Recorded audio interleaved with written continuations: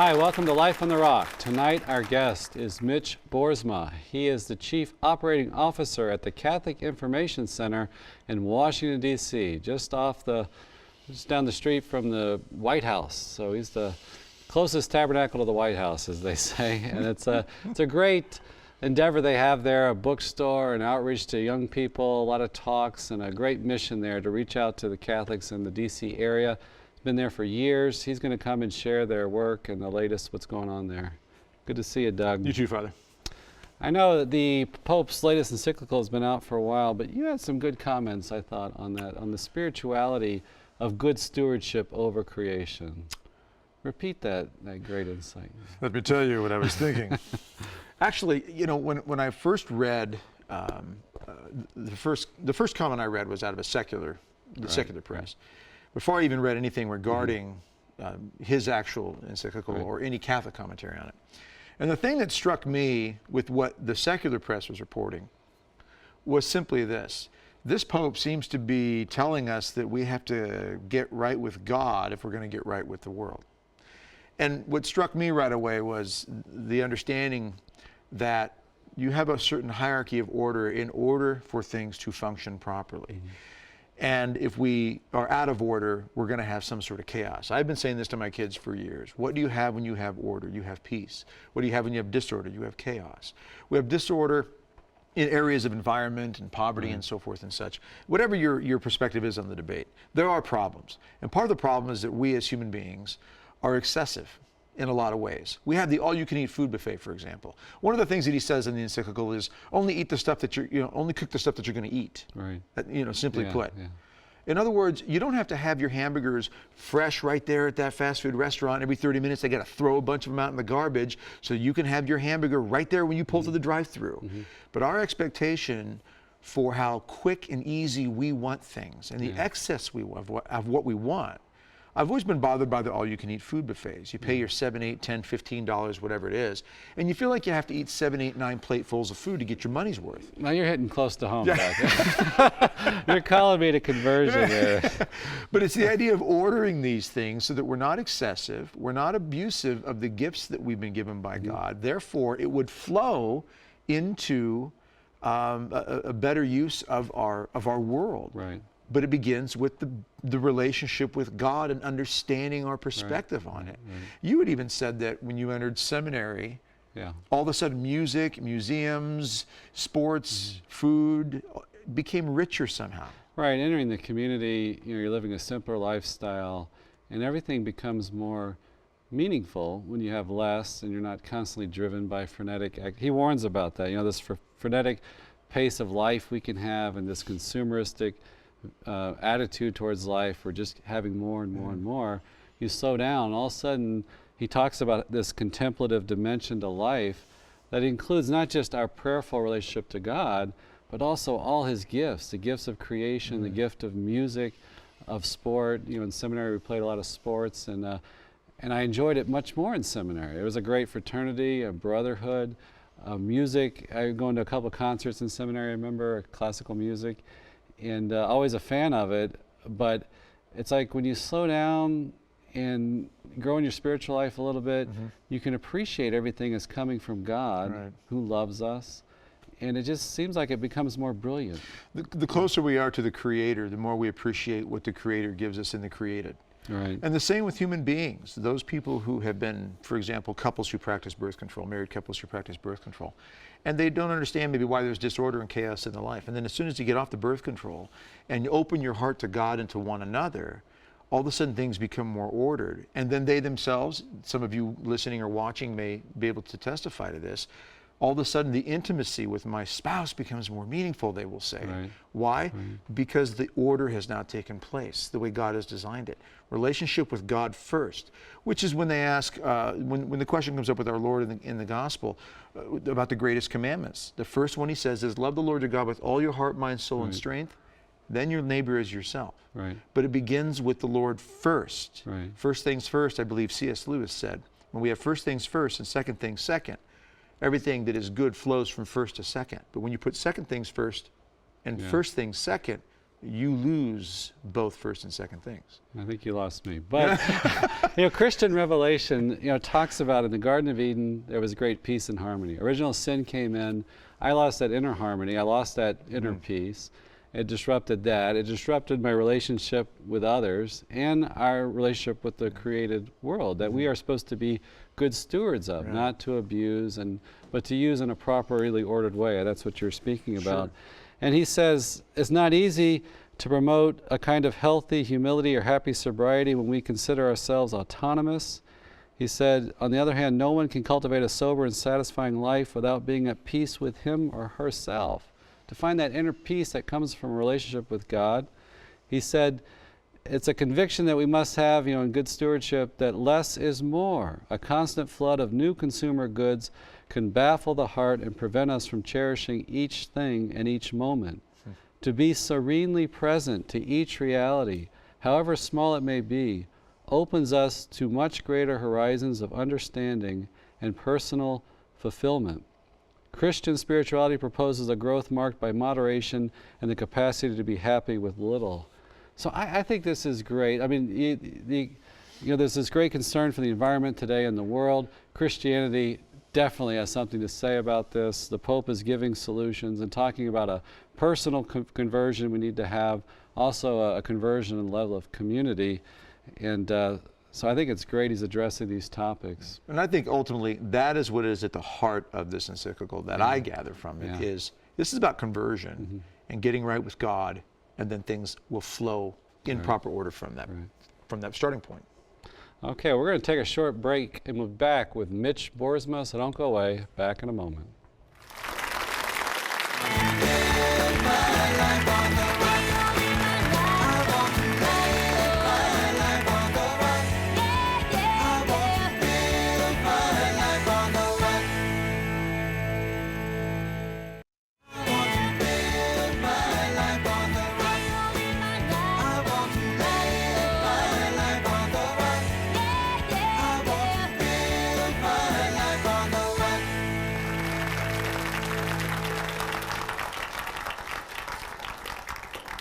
Welcome back. Tonight we have Mitch Boersma. He is the Chief Operating Officer of the Catholic Information Center in Washington, D.C. They're doing great work with a lot of young people, so we're going to talk about that tonight. Welcome, Mitch, to the show. Pleasure to be here. Thanks for having me, Father. First, tell us where you're located at in Washington. So we're in Washington, D.C. on K Street, and K Street is to Washington what Wall Street is to New York. So we're right in the center of the city, a couple blocks from the White House, and that's where we've been for the past 60 years or so, is right around that area, the closest tabernacle to the White House. Right. Wow, it's been a number of years. It's been there for about 60 years, and it started out as just a small lending library, basically just a rack of pamphlets in the bottom of a bank, and then it went from there to a small chapel and a small little lending library, and now the space we're in on K Street is a 6,000 square foot space where we have a bookstore and chapel, where we have daily mass and confession and events and press conferences and all sorts of activity. And it's run by Opus Dei priest. Who is the priest there now? So Father Arnie is the executive director of the CIC, and he's been there for about 7 years now. Right, and like you said, it's a daily mass, confession, spiritual direction. I was really impressed by the number of hours Father spends in spiritual direction. He is. He's an amazing man. He probably spends 6-7 hours a day, another 6 on Saturday, in spiritual direction. And they're with folks all the way from people who are running think tanks and high-powered people in Washington to recent grads at the universities in town. So he has a remarkable ability to speak to all sorts of people. Right, right. Now I know you have a lot of the Catholic elite thinkers come through to give talks and things. Any Washington people we'd recognize that come and buy a book or listen to the talks? Yeah, Washington people that are in town every once in a while. We have George Weigel comes by and helps us out. Ryan Anderson, one of the great advocates for marriage these days. Yeah. A lot of people from CUA, professors and things. Professor Bill Madison and Professor Joe Capizzi and Chad Pecknold, Andrew Abela, who's the provost at CUA now. So lots of brilliant minds. And then with the young people, you have Theology on Tap Yeah. during the summer, right? That's right. Tell us about that. So we host the Theology on Tap during the summer with the Archdiocese of Washington. During the rest of the year, they host it at a bar. But in the summer, we have this great rooftop on our building. We're on the main floor, but we have access to the rooftop overlooking the city. So we'll bring usually 100, 200 young Catholics come in each week for 6 weeks in the summer. Right. And it's a really unique opportunity to have Catholics come together. And the way we do the Theology on Tap in the summer is we do it in a TED Talk format. Are you familiar with kind of TED Talks? So we have young adults give a 15-minute presentation on something that matters to them. Right. And then we'll do 2 of those a night. But it's just a great opportunity for young Catholics to get together. Yeah, so that could be anyone that has an interest, they could come and talk. I mean, they're Yeah, vetted, yeah, but, yeah. You know, we'll have different themes for each Yeah. evening. We'll have an evening on faith and an evening on charity, and but try to bring topics that are close to the hearts of the people in Washington, and Yeah. also, you know, speakers have some sort of particular expertise in. Yeah, I think that's great. You know, before I joined the Franciscans here, I was part of a youth group in Huntsville, and we would take turns making a little presentation to the group, and I had like discovered John 6 and his teaching on the real presence, and I remember I worked on this talk, and it really started out. I wanted to be a talk on the Eucharist. I got to John 6 and made this presentation, and basically I've been giving, you know, I've been growing in the talk, but for the past 25 years as a priest and everything, Right. I've still given this talk. So, I mean, I think it's a great thing to have the young people themselves rise up, study, because you really learn it when you have to give it to somebody else. Right, So, absolutely. what are some of the other initiatives for young people that they could find at the Catholic Information Sure. Center? So our flagship program is called the Leonine Forum, and it's a program we started 3 years ago, and in response to a very interesting phenomenon we found coming up. We had a lot of brilliant young Catholics coming into town who are working in politics and policy and law and finance, and very, very smart Catholics and very faithful Catholics, some of them daily Mass attendees. But they had very little experience in Catholic social teaching, had no idea of the rich tradition the Church has in order to address these questions of where Catholic and public life intersect. So we wanted to give them an opportunity to do that, to get an understanding of that. So the Leonine Forum is a program now where we take 30 young leaders from across Washington through a year-long program of learning about Catholic social teaching and Christian anthropology and natural law and virtue ethics, and learning then how to apply the great truths of the faith to issues of immigration and domestic policy Right. and business and foreign policy. So it's a wonderful opportunity for them to be exposed to this, to help figure out how they can apply their faith in their public and professional lives. And there's a dense population of young people in Washington. Talk about that. Yeah, it is. dynamic, It's one of it's the largest, fastest growing area for young adults in the country. Just young Catholics in the Archdiocese of Washington could just about fill Redskin Stadium. So there are just thousands and thousands of young Catholics in DC, and a lot of them are coming in for 1 or 2 years and going back to their hometowns if they're coming in for an internship or something like that. But there's just a vibrancy of young Catholic life in DC. And it kind of taps into that generosity young people have. They want to do something good. The government's there. You can contribute to government efforts to make the world better. And Yeah, so- yeah. There's an idea, and not just government, but just wanting to come to DC to try to make a difference. Yeah. So they're working in all sorts of areas. And a lot of highly educated people, a lot of lawyer types. Yeah, a lot of heavily economists. degreed people at the Heavily very degreed, least. Yes, yeah. at least they have a Yeah. lot of degrees, but also very, very smart people. And we have different, especially the Leonine Fellows. We've had some remarkable people come through. One woman came through last year, and she was a commander in the Navy, and she wanted to take part in the forum so she could figure out how to apply the truths of her faith. She was going to get a ship in the next year. She was going to be in command of a ship in the Mediterranean, and wanted to know, how do I apply my faith when I'm going to be dealing with all these various issues of foreign policy and just war and Right. just the personnel on a ship. Right. So some really remarkable people.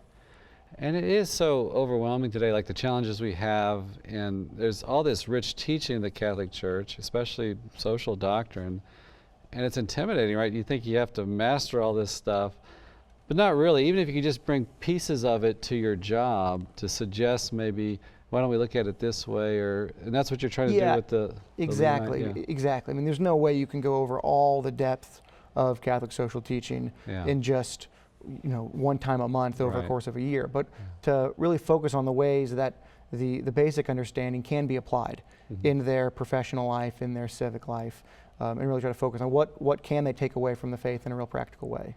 So the Leonine Forum would run the course of a year. Right. They'd meet once a month, and you would bring in some big speakers to talk about, it was focused primarily on social doctrine. Yeah.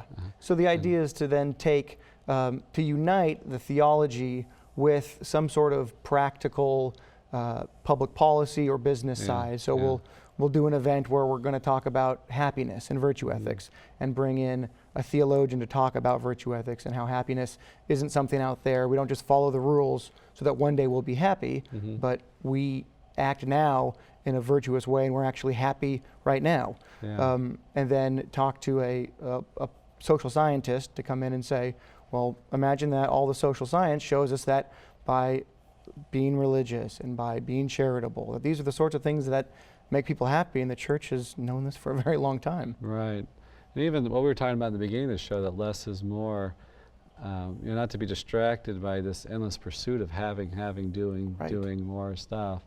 I remember one of our guests, Chris Kaiser, wrote a book on marriage, and he said the studies show that after you get out of poverty and have needs met, the more wealth you accumulate and make really doesn't make you that much happier. Right. So there's certainly you need to have a certain level for to have a proper dignified life, but it's not the message we get from our media. Whatever. Right. It's like you want the big sports car and everything. So those are powerful things. But you also, now that I'm remembering too, it's not just social doctrine. It's also like some PR stuff you teach them. Yeah. So one of the things is that a lot of the fellows want to be able to communicate their faith effectively to their families, to their friends, at their jobs, and some of them want to go on their local news or write an op-ed or want to be publicly engaged with their faith. So we help give them the tools to be able to do that in an effective way. Some basic media preparation to know how to write an op-ed, how to do a quick interview, how to condense their faith into not condense it into a soundbite, but to be able to speak eloquently, present it in a way that their communities can understand. And you could have people come in from Catholic University and stuff to help with that? Yeah. So we have people from CUA come in to help with the understanding, with the theology. Those are great points. And we had a recent guest, Meg Mcdonald, who did the program. That's right. Meg is one of our fellows. She was one of the fellows of the original class. And one of the EWTN News Nightly reporters is a fellow this year. So, great. Yeah. And then I'm excited too that on your website you have these talks, whatever, recorded. Somebody can go and listen to them. And Right. So what we do, when we're not doing the Leonine Forum, but the regular activities of the CIC include kind of regular events, and a lot of time they're book lectures or they're panels on current topics. A panel on the encyclical, and those are events that if you're not in DC, you can listen to on our website, which is www.cicdc.org. And so it gives an opportunity for Catholics around the country to get an experience of what's going on in kind of Catholic Washington. Right, and it's not up and running yet, but hopefully a podcast one day. Right. That'll be great.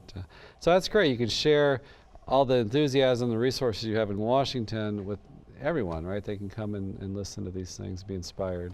Yeah. So. Yeah. I mean, there's the people come into the CIC for one of three reasons typically. They'll come in for an intellectual reason because they want to come to a book event, come to hear one of the lectures, or they come in for a spiritual reason because they want to come to Mass or confession or go to spiritual direction, or they come in for a social reason because they want to meet other Catholics. Right. And our job is to teach them that you can be Catholic in all these ways in a unified, integrated way. Right. And we're going to talk more about the social thing when we come back. So we're going to take a short break. We'll be back with Mitch in a minute. Don't go away.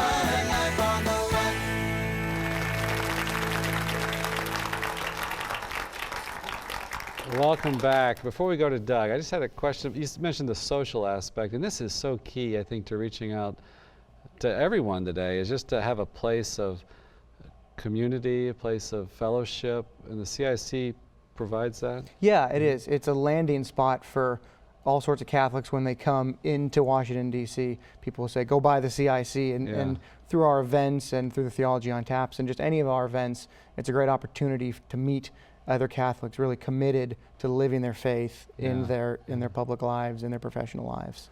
I think that is a real ministry, just to bring young people together to discern marriage. That is a huge work to do today. And we hear women complain on this show, I can't find a good Catholic man.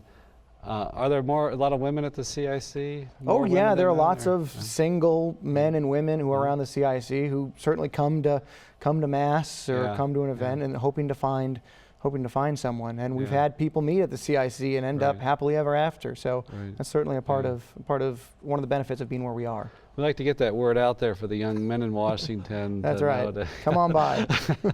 Doug, you had a question. So the CIC is in some ways a dating service, is what you're saying. Exactly. Absolutely. All right, a couple things. One, I got to find out about you. Why you, Mitch? What got you into this realm? Where did you come from? What's your background?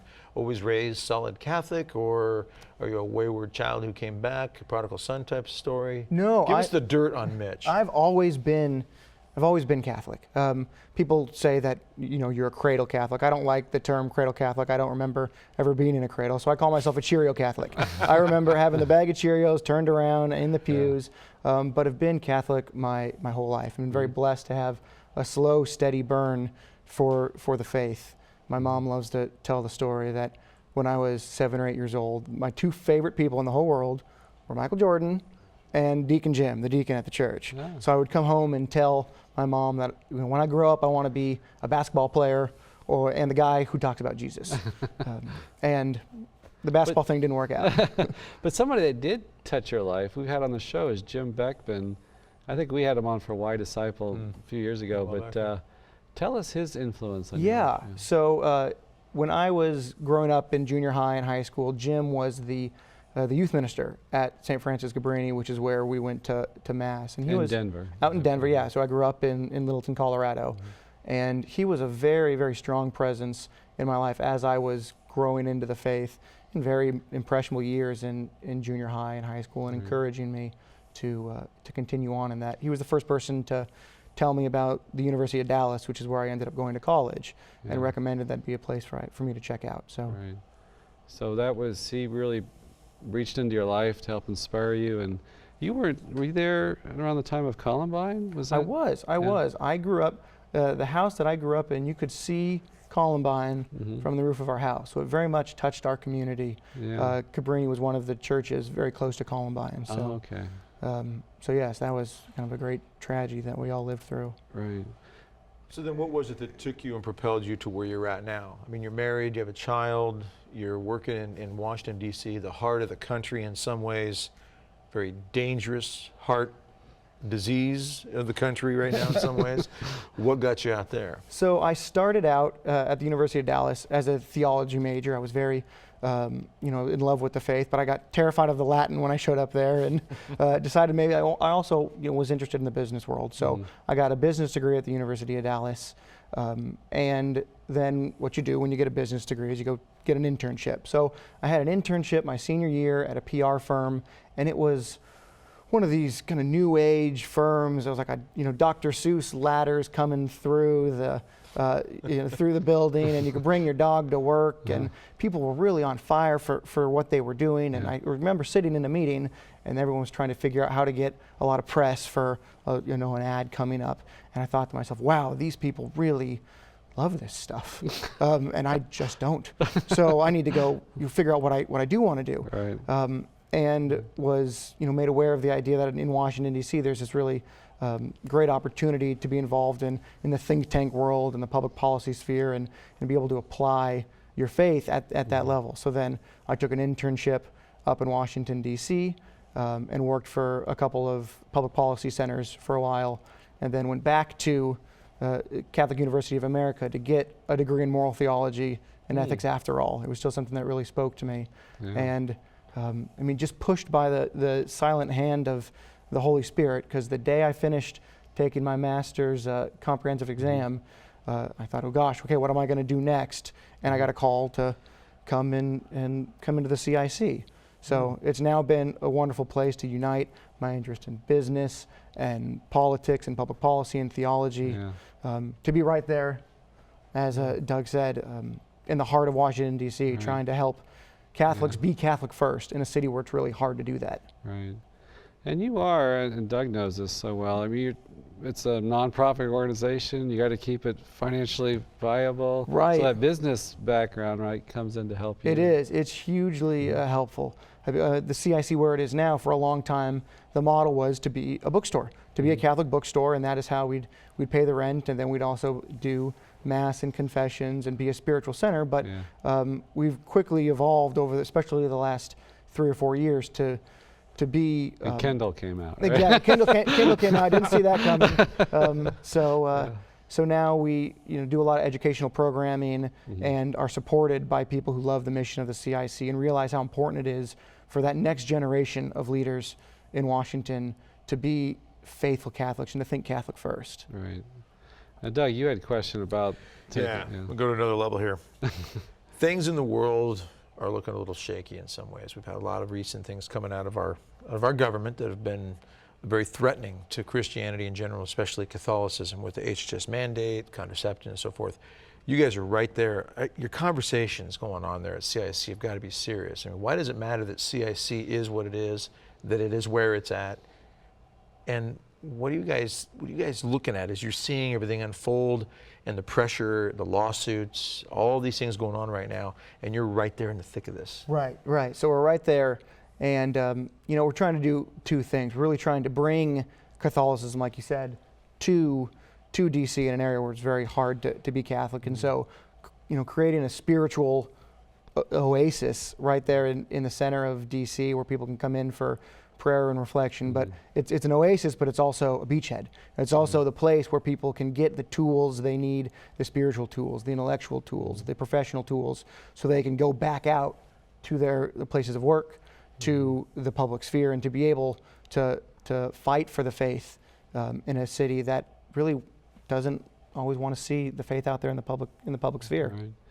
And you have adoration 1 to 4? Daily adoration after Mass, yeah. And there's confessions going on? Yeah, we do confession before and after Mass every day.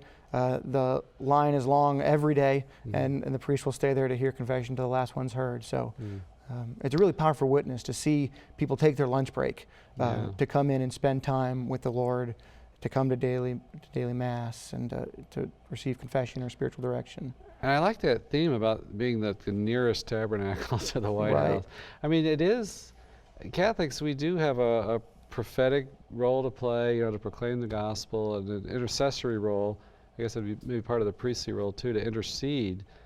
Do you feel that there, being so close to say a prayer for the White House, and the government and all that? Yeah, we do. I mean, it's something that we're constantly praying for, and we ask people to pray for us as we're there.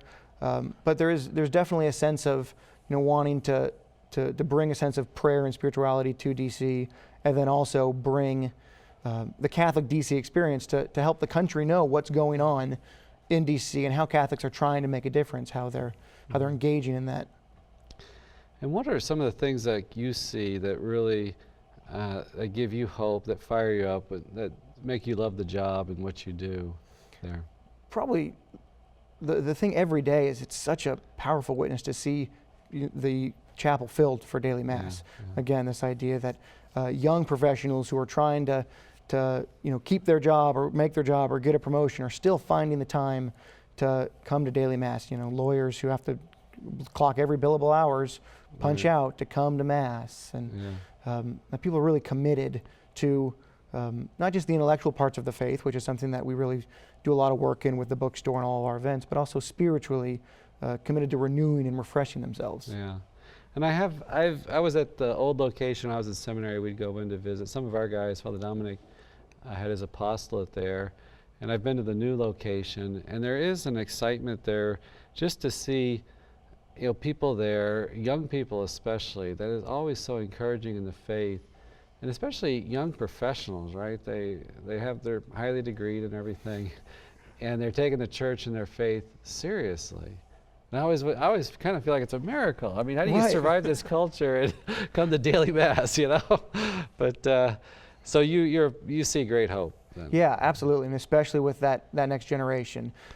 With Pope Francis now, there's a group of young Catholics, and most young Catholics that we come across at the CIC who are committed to this idea of trying to live Catholic first. That in a city that quickly, when you show up, wants to divide you into a camp, a liberal or conservative camp, or to be part of the Democratic or Republican Party, that you need to be Catholic first, and then you need to try to think with the church in every part of your life. I think that's such a great point. I mean, just the basics of conversion, and to wherever you're planted, to bring that Catholic, to think with the mind of the church, right? Right. To bring that Catholicism into whatever workplace you're at, and to certainly purify our political system. We have so much to say, these basic themes of human dignity of life, that we need to impregnate, right, the culture and the government with. Right. Now, Pope Francis is coming to Washington. He right? is. What are y'all doing to He prepare is. for We are that? very excited for Pope Francis to come. So Pope Francis is coming to D.C. first, and then he'll be going to New York and ultimately to Philadelphia for the World Meeting of Families.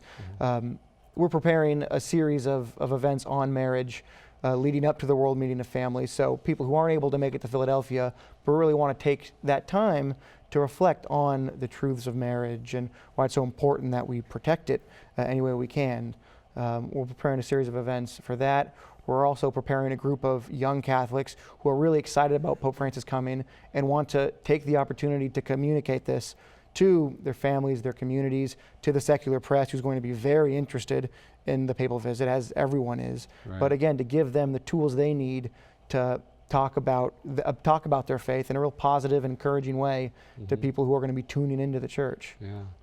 What do you think is his appeal? I mean, he gets the attention of the secular press. He's captured hearts and minds of young people. What do you think is Pope Francis's appeal? He's got this remarkable ability to speak to everyday Catholics through his lived experience of the gospel. It's something that people really attach to, and they really see that he is a simple man of action. And so just this great ability to practice what he preaches. Right, and, right. That's a great point. I know he speaks with a pastor's heart, a shepherd's heart, lived realities of people, but also I hadn't thought about the man of action. He very much is do something, right? Right, right. Do something about it. And now, if people at home are watching and they want to support your work there, what are some of the things they can do to support you? Well, if you're in D.C., we'd love to have you come by for Mass or for one of our many events. You can sign up for the series of events by going to the website, which is www.cicdc.org. If you're not in town, you can come and listen to the events on the website. We can also use your prayers and use your support and to tell, if you know young Catholics that are coming to D.C. for an internship or moving there, to come visit us.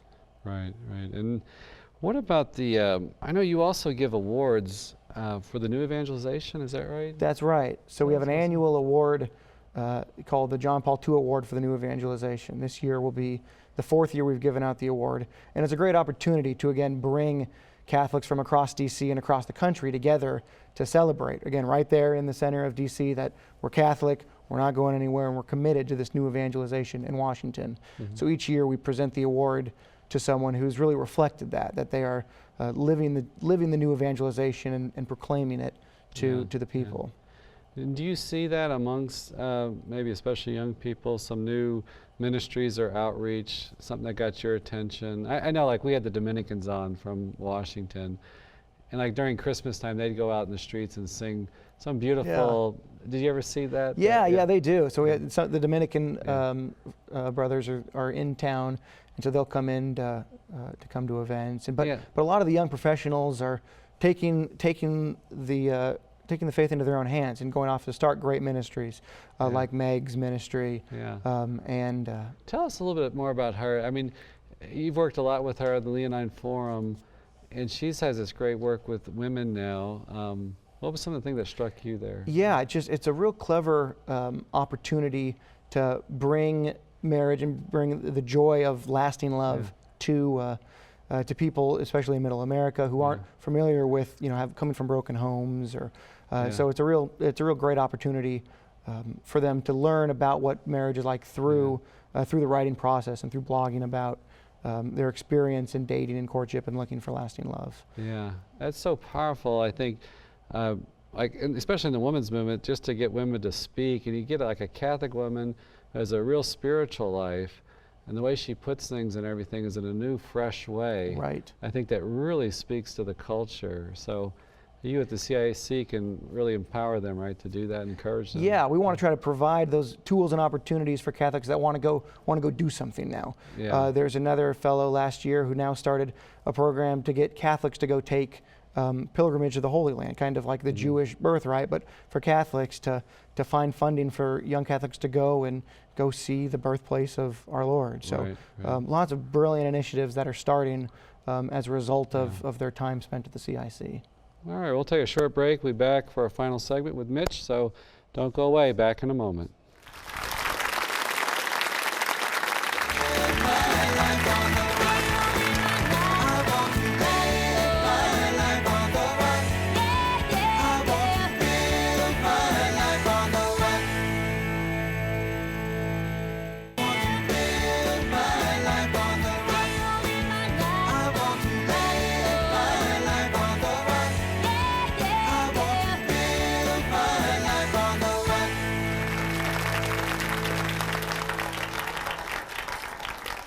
Welcome back, and Doug, you have a question.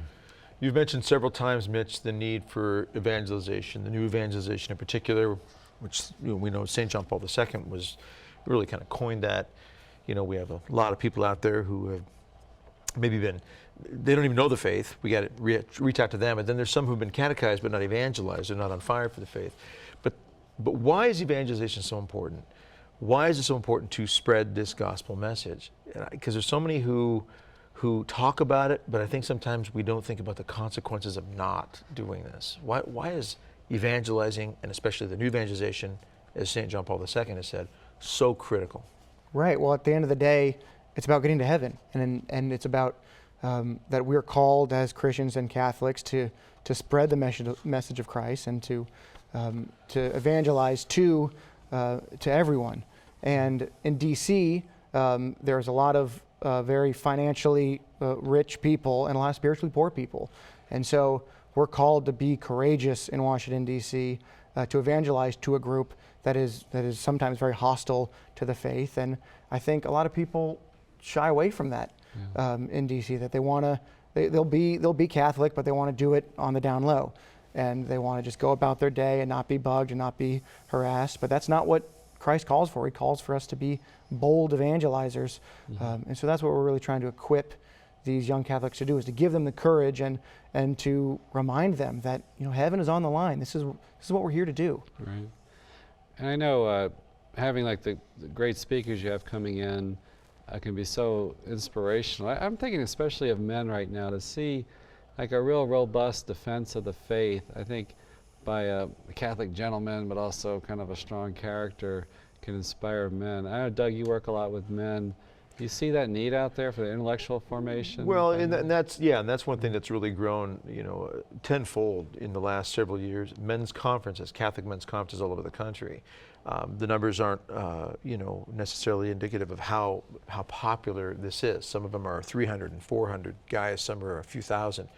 But the conferences themselves, where many years ago may have been 5 or 6 in a year, are now 100 going on. I mean, they're on different levels, but you have this thirst and this hunger for men in particular, really to take the bull by the horns and get busy, because they see what's going on in society. And they don't want to just be excited about the faith. They want to learn. They want to know. Right. What does the church teach here? How do I go about this? How do I engage in society? How do I have the tools, the necessary tools or weaponry to engage in this spiritual battle? But the men are starving for this. I think there's an enormous number of them are. And don't you think, Mitch, that there is that battle inside any man? We know we're supposed to be protectors, defenders, fighters. You'd fight for your wife and your child. I'd fight for my wife and children. It's in us to want to do that. and then these guys get in a position where they're well educated, they're making a big paycheck, they're in a place like Washington, and that temptation to maybe not put it on the line for the moral, virtuous, noble fight because of the job and kind of fitting in, that's got to be part of their battle. It is, especially in D.C., that there's an intellectual component, to be sure, about the faith, but that constant spiritual renewal of being willing to stay fired up. And then you go back and learn more. But it's a very tempting city to get settled in, and so we're trying to counteract that. To wake people up. Right. You know, I remember when I was in seminary, I had a professor that he just had a great kind of masculinity about him. He was very intellectual, and it just inspired me so much that, you know, to become a priest didn't in any way take away masculinity or something. I think we can have great speakers like the Dr. Reyes.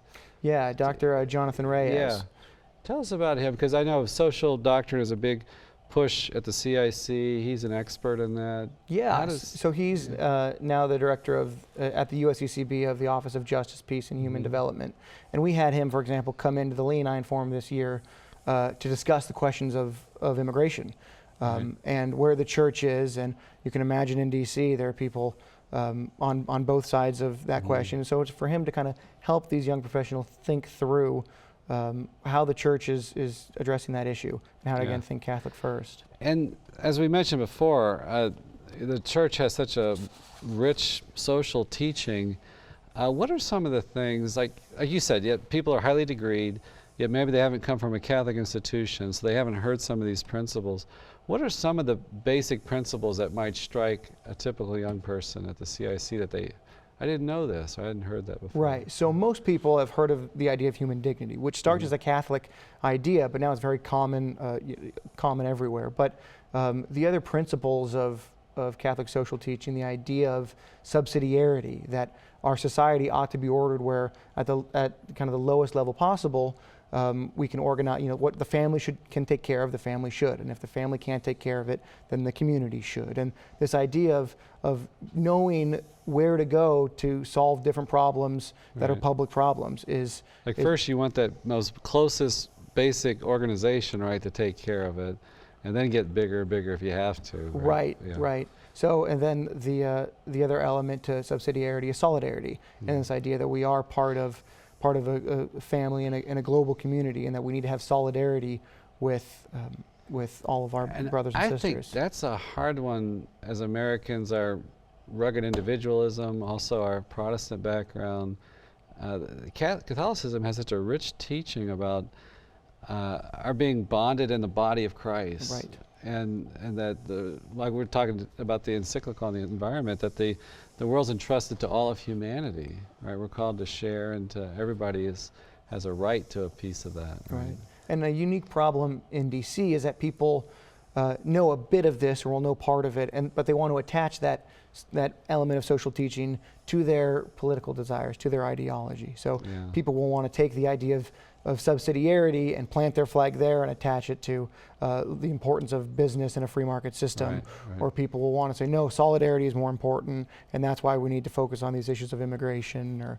So what we try to do is help break through that divide by talking to these young professionals and say, well, wait a second, how do you apply solidarity to the element of business and to the market? And how do you apply subsidiarity on issues of immigration? These don't belong to any political camp. They're all part of the teaching of the church. Yeah. Kind of makes your head spin. It seemed like a lot of, it's not simple Baltimore Catechism, black and white. It's a lot of stuff. And I think that's when you get into the realm of the laity, that's the role of the laity, to sanctify the temporal order, to work out the best economies, the best governments, how that's going to look. The church doesn't propose, economic theory, so to speak, but proposes principles to guide economics. So does it sometimes get heated? Big differences of opinion at the CIC? Yeah. I mean, people come in. People are, a lot of Type A personalities in Washington D.C. People with opinions that aren't afraid to share it, and we like that. I mean, I think that's again, I'd rather have courageous people speaking their mind and learning and ironing steel against steel than quietly going about their business thinking they know everything, but not getting the practice or the opportunity to bring their faith at the end of the day, back out into the public sphere Right. and to evangelize for Christ. I just saw a recent quote by Pope Francis. He was speaking to priests at a retreat, and he was taking some questions from them and giving his responses. And he said, tensions are good. It's good to have tensions in the church and debate. He said that shows that she's alive. So the only place you don't find tensions is in the cemetery, right? So Right. you're working this out. But that kind of encouraged me, because it seems like we are in a time of much debate and everything. And that's a sign of life, right? We're trying to work things out. Right. And, It's the and Chesterton quote that, a dead fish runs with the stream, but only a live fish can swim against it. Right. What about the notion of common good? I mean, that's talked a lot about in the marriage debate. The government does have a role to promote, to protect the common good. Marriage is an essential cell of society. What kind of topics come up with that? Yeah, a marriage is one, and just what it is. Is it just the sum part of collective goods? Are there certain things that we as all Catholics are called to participate in? So there are a variety of other elements that come around it. With the encyclical, for example, Pope Francis talks a lot about the common good. Our common home is the subtitle. So what does it mean to all be a part of this planet and to all be contributing? Right. And Christianity very much sends the Christian out into the world to affect the common good, to serve that common good. It's not just me and God and my own prayer life, so to speak, just a spiritual life, but very much sent out to transform, to be salt and light in the world. And it sounds like you guys are trying to work that out. What does it look like? And to teach others to be part of that process. Now, talking about marriage, we forgot to ask you, how did you meet your wife? Oh, so we were, we both went to the University of Dallas, but we didn't know each other there. But we were mutual friends out here, and we In didn't know Washington. In Washington. So she moved to Washington to teach down in Arlington at a high school. She's an English teacher there. And so I was actually headed to the March for Life one year. And I knew that she was going to be there because she was going to be going with her students. So I called her up to see if I could march with her. And so we spent the day, and Was there any ulterior motives? Oh, of course, yeah. I mean, I was looking for company, and it was great. I kind of got to see her. I kind of fell in love there. She was leading the cheers and walking the students up to the Supreme Court Hill, and then we spent the rest of the night. Everyone goes to the bar right next to the Supreme Court and talks, and so it was just that was the beginning of it all. And that march is special. I mean, you walk down the halls of power there, and with signs and chants, and you end up in front of the Supreme Court. It's a powerful thing. Yeah. And so you're married how long now? And you have Married just under 2 years, and we have one boy, Augustine, Gus. He's 10 months old. He's been restless ever since. So you've chosen the Augustinian approach. That's You're right. not going with the Thomistic. That's right. But the next one with Thomas, and then we'll let him battle it out. And website information, you want to give that? Yeah, again, so the website is cicdc.org. You can go there to sign up for to be aware of all the events that we have going on. If you can't make it to an event, to listen to the audio, to figure out how There's a YouTube channel. There's a YouTube channel as well. So we'd like to try to bring that experience of Catholic Washington to as many people as we can around the world. So that's the place to go to learn all about it and to learn about the Leonine Forum. If you're a young professional in the area and you want to apply to the Leonine Forum, the application period is open now through the end of the summer. So you can find all the information on the website as well. Or if you know someone in DC, to send them our way. Okay, closing messages or? Just a pleasure to be here and to share the story. Oh, great. And I got to say, I almost forgot. You said one of those crowded talks you had was by Father Jacques Philippe. Father Jacques Philippe came in, and it was wall to wall. It was from the Chapel Event Center into the bookstore, flowing out the door, 300 plus people, and 80% of them were under 40, and he wasn't even speaking English. He doesn't speak English, so there was a nun there translating, and there were women at the end getting a book signed, crying, and you've meant so much to me. It was just this great idea. Just a couple blocks from the White House to have a whole crowd of people just gathered in tears over the influence this man had. What I love about that story, he's an expert in St. Therese and the Right, little the lay little and thing, humility. so And you're at the How halls- countercultural to DC, right? Right, Yeah, right. it was beautiful. Yeah. Well, thanks so much thanks so for much. joining us. Grace to Appreciate have you. it. May our Heavenly Father shine His face upon you. May He give you His peace. And may Almighty God bless you, the Father and the Son and the Holy Spirit. We'll see you next week on Life on the Rock.